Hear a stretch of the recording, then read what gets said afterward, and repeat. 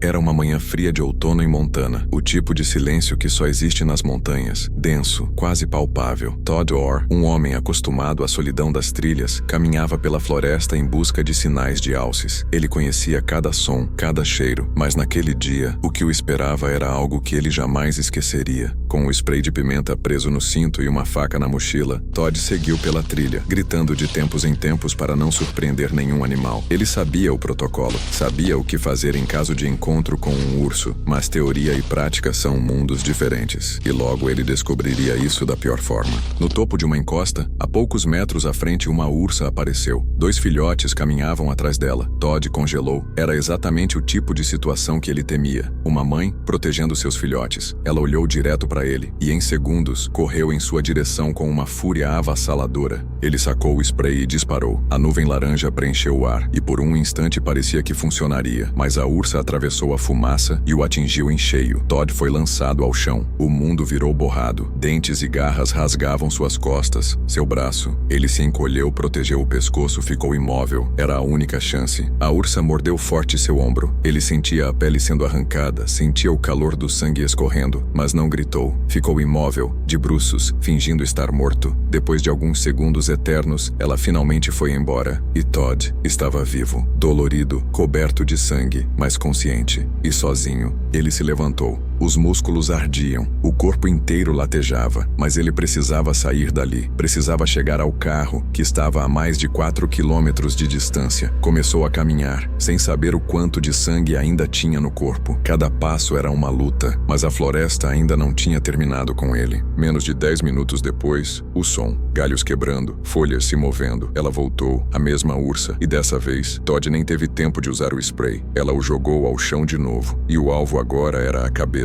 Ele sentiu os dentes atravessando o couro cabeludo, o crânio vibrando com o impacto. A visão ficou vermelha. Dessa vez, Todd teve certeza que morreria. Sentia os dentes da ursa em sua cabeça, o rosto sendo dilacerado, mas mesmo assim, ele ficou imóvel, sem gritar, sem reagir, só esperando. E quando achou que tudo tinha acabado, ela simplesmente foi embora, deixando ele mais uma vez entre a vida e a morte. Com o rosto ensanguentado, o couro cabeludo rasgado e o corpo coberto de cortes profundos, Todd se levantou novamente. Caminhou por quase 1 hora até chegar ao carro. Entrou, dirigiu até o hospital sozinho, e enquanto esperava atendimento, gravou um vídeo. Yeah, life sucks in bear country. Had a grizzly with 2 cubs come at me from about 80 yards, and I sprayed the shit out of her with bear spray. Internal organs are good, eyes are good. I just walked out 3 miles and I go to the hospital, so be safe out there. Bear spray doesn't always work, but it's better than nothing.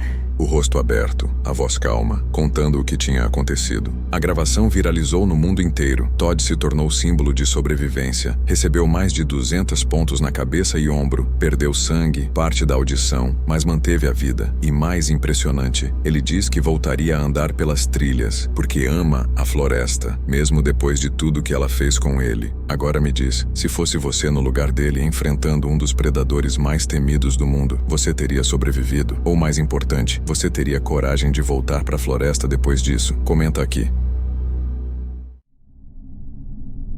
Uma cidade pacata no Panamá, cercada por florestas densas, neblina constante e montanhas silenciosas. Em 1º de abril de 2014, 2 jovens holandesas, Chris Kremers, 21 anos, e Lisanne Froome, 22, saíram para uma caminhada por uma das trilhas mais famosas da região, a trilha El Pianista, e nunca mais voltaram. Elas estavam no país havia poucas semanas, em uma viagem voluntária combinada com turismo. Jovens, animadas, inteligentes, carregavam uma mochila, celulares, uma câmera fotográfica e lanches. Disseram à dona da hospedaria que fariam uma trilha leve naquela manhã. Nem mesmo avisaram um guia, afinal pareciam saber onde estavam indo. Mas a selva não perdoa, e nas montanhas do Panamá basta um passo em falso, uma curva errada, e você desaparece. No início, tudo parecia normal. Elas registraram fotos alegres, sorrindo, observando o vale. Mas depois, conforme os arquivos mostraram mais tarde, as expressões foram mudando. A paisagem ficou mais fechada, mais escura. As horas passaram, o sol começou a baixar, e então, o silêncio. Elas nunca mais foram vistas. Quando não apareceram para o encontro com o guia no dia seguinte, um alarme foi acionado. Equipes de busca,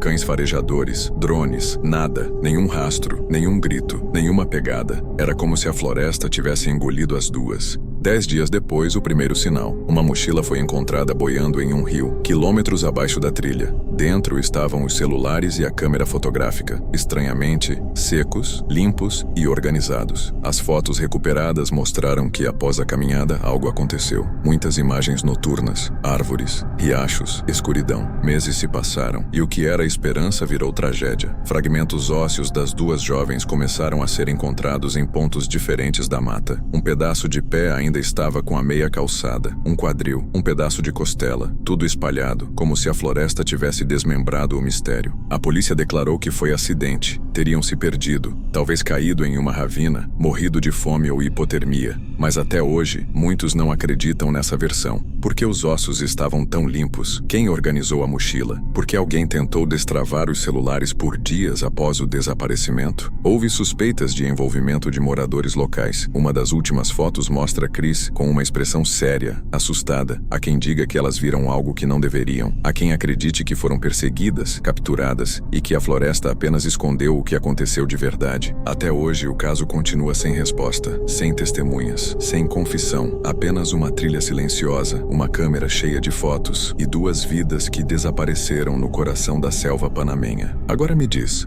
você teria coragem de caminhar sozinho por uma floresta que guarda mais perguntas do que respostas? Comenta aqui embaixo.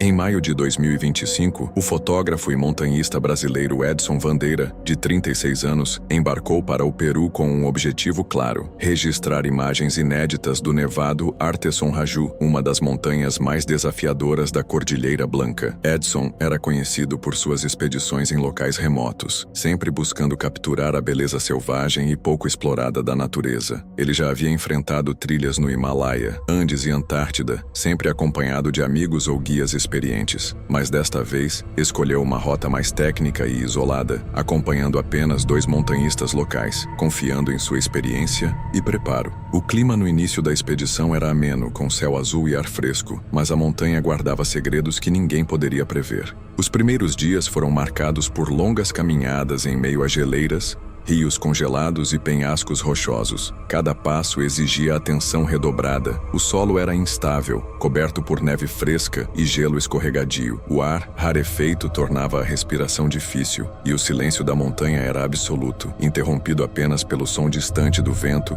e do estalo de pedras. Mas a Cordilheira Blanca é uma montanha imprevisível. Na quarta noite, uma tempestade se formou rapidamente, trazendo ventos cortantes e uma nevasca que encobriu toda a trilha. A visibilidade caiu para quase zero. Edson e seus companheiros tentaram encontrar abrigo, mas o terreno dificultava o progresso. Foi nesse caos que Edson desapareceu. Os relatos dos montanhistas dizem que Edson tentou avançar para buscar ajuda, mas se perdeu na neblina densa. O silêncio da montanha se tornou um inimigo cruel. A comunicação foi perdida, e a noite caiu sobre a cordilheira como um manto de mistério. No amanhecer seguinte, começaram as buscas desesperadas. Helicópteros sobrevoaram a área, enquanto equipes terrestres e drones vasculhavam a região em busca de qualquer sinal. Equipamentos abandonados, roupas e barracas rasgadas foram encontrados espalhados pelo terreno, mostrando a violência da tempestade e as dificuldades enfrentadas. Mas Edson não foi localizado. Dias se passaram. A família de Edson, em Campo Grande, acompanhava cada notícia com esperança e medo.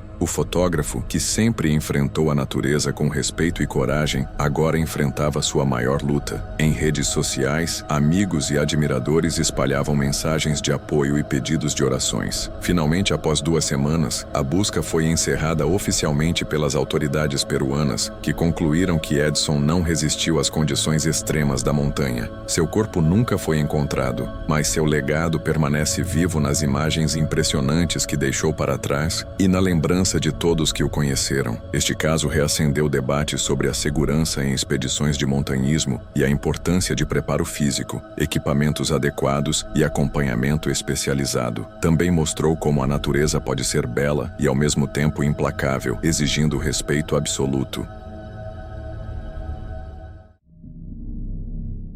Em outubro de 2015, Sofia Coetzee, Uma jovem holandesa de 21 anos, médica em formação e apaixonada pelo mundo, iniciou uma aventura em Uganda. Após concluir um estágio médico em Kampala, decidiu prolongar a experiência com um safari até o Parque Nacional Murchison Falls. Era uma jornada de sonhos, mas que transformou-se em um pesadelo inexplicável. No fim da tarde, em meio às cabanas simples do centro educacional onde se hospedava, Sofia afastou-se para usar as instalações sanitárias. Era cerca de 18h30 e um funcionário viu seu olhar perdido no horizonte do rio Nilo. Após minutos de espera, seus colegas sentiram o vazio. Ela não voltara. A última visão de Sofia, solitária, olhando o rio, permanece gravada como um suspiro congelado no tempo. Na sequência, pedaços de roupas foram encontrados. Um sapato limpo, um pano de lembrança, calças e uma peça íntima suspensas em galhos, dezenas de metros para cima. Observar aquela cena era como assistir a uma encenação meticulosa, onde cada objeto parecia ter sido posicionado a dedo, sem derramamento de sangue, sem sinais de luta. Um silêncio que falava mais alto do que qualquer grito. Investigadores fizeram testes de DNA. Confirmaram que aqueles pertences eram de Sofia, mas também detectaram material genético de outro homem, completamente alheio ao grupo. Essa evidência mudou o jogo. De um possível acidente selvagem, o caso parecia mergulhar em proporções mais sombrias. Como explicar aquela montagem silenciosa e ordenada numa zona cheia de vida selvagem? O que acontecerá quando autoridades declaram ataque animal diante de uma cena tão fria? O coração da mãe de Sofia, Marije, nunca abandonou o parque. Viajou diversas vezes ao local, fundou uma organização para buscar justiça, pressionou autoridades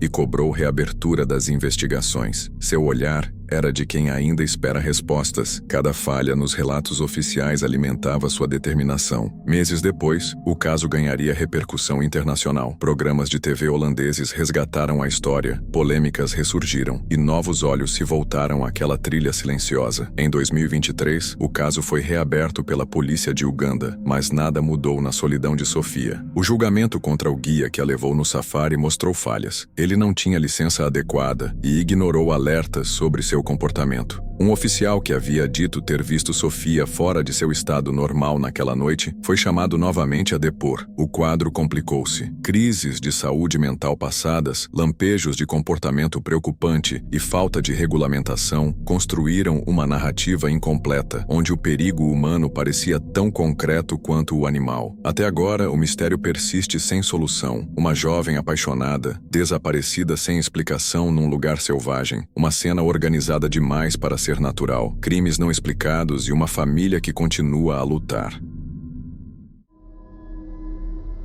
Em abril de 2023, Patrícia Murad, uma experiente trilheira de 60 anos, embarcou em uma viagem para a Ásia com o objetivo de explorar o caminho de Kumano-Kodo, no Japão, uma das trilhas mais antigas e sagradas do mundo, reconhecida como Patrimônio Mundial da Unesco. Patrícia, que já havia percorrido rotas desafiadoras em diversos países, viajava sozinha, registrando suas experiências e compartilhando fotos com a família. No dia 10 de abril, ela foi vista pela última vez deixando sua pousada em Totsukawa, província de Nara. Vestia roupas adequadas para a caminhada e carregava uma mochila com água, comida e celular. O trajeto que pretendia percorrer era considerado seguro para trilheiros experientes, mas cercado por áreas de mata fechada, vales profundos e rios de correnteza forte. Quando Patrícia não retornou no horário esperado e deixou de responder mensagens, autoridades japonesas foram acionadas. As buscas começaram rapidamente, com equipes de resgate, drones e cães farejadores percorrendo a trilha e áreas adjacentes. No entanto, nenhum rastro, nem mesmo pegadas recentes, foi encontrado. O caso repercutiu internacionalmente, especialmente nos Estados Unidos, onde familiares e amigos iniciaram uma campanha de arrecadação para financiar buscas independentes. O marido de Patrícia viajou ao Japão e afirmou que não acreditava na hipótese de acidente comum, levantando a possibilidade de ela ter sido vítima de crime. Ele ressaltou que para alguém com a experiência da esposa, se perder no Kumano-Kodo seria improvável, a menos que algo incomum tivesse acontecido. Entre as teorias discutidas estão acidente fatal em áreas de penhasco ou rios, onde o corpo poderia ter sido levado pela correnteza, Problema médico súbito, como desmaio ou ataque cardíaco, seguido por queda em terreno de difícil acesso. Interferência humana, já que, apesar de rara, a criminalidade não é inexistente na região. Apesar dos esforços, até hoje Patrícia Vumurad permanece desaparecida, e o mistério de seu sumiço é um lembrete sombrio de que, mesmo em locais considerados seguros, a natureza e o desconhecido podem surpreender. E você, o que acha que aconteceu com Patrícia? Um trágico acidente em um dos caminhos mais antigos do Japão, ou algo mais sombrio e inexplicável? Sam Benastic, 32 anos, era um aventureiro experiente, apaixonado por explorar lugares pouco conhecidos. No início do verão, decidiu se aventurar em uma trilha remota no Canadá, conhecida apenas por moradores locais e quase ausente nos mapas oficiais. Ele não informou detalhes exatos da rota, o que complicou qualquer tentativa de resgate quando desapareceu. As primeiras buscas começaram no dia seguinte ao sumiço, mas a região era vasta, coberta por densas florestas, rios gelados e terreno acidentado. Helicópteros e voluntários se uniram às equipes de resgate, mas os dias passavam sem sinal de Sam. Com o clima piorando e os recursos diminuindo, as esperanças começaram a desaparecer. O que ninguém sabia era que Sam ainda lutava para sobreviver. Sem barraca ou suprimentos adequados, ele improvisou abrigos com galhos e folhas, coletou água de riachos e se alimentou de raízes e pequenos frutos silvestres. O frio das noites canadenses era cortante, e ele precisou manter pequenas fogueiras para evitar a hipotermia. Foram 50 dias de luta contra a fome, o frio e a solidão. Sam perdeu muito peso, suas roupas estavam rasgadas e seu corpo cheio de arranhões. Quando finalmente foi encontrado por um helicóptero de busca, acenando desesperadamente de um pequeno descampado, mal conseguia se manter em pé. O resgate foi amplamente noticiado pela mídia canadense e internacional. As imagens de Sam, fraco mas sorrindo ao ser colocado na maca, emocionaram milhões. Ele contou que sobreviveu se agarrando à esperança e repetindo mentalmente que não podia desistir, pois sabia que alguém estava procurando por ele. E você, acredita que sobreviveria em uma situação extrema como essa, sem recursos, isolado na natureza por quase 2 meses? Se você chegou até aqui e curtiu o vídeo, não esqueça de se inscrever no canal e deixar seu like. Isso ajuda muito. E aproveita que eu separei mais um vídeo aqui em cima para você assistir agora.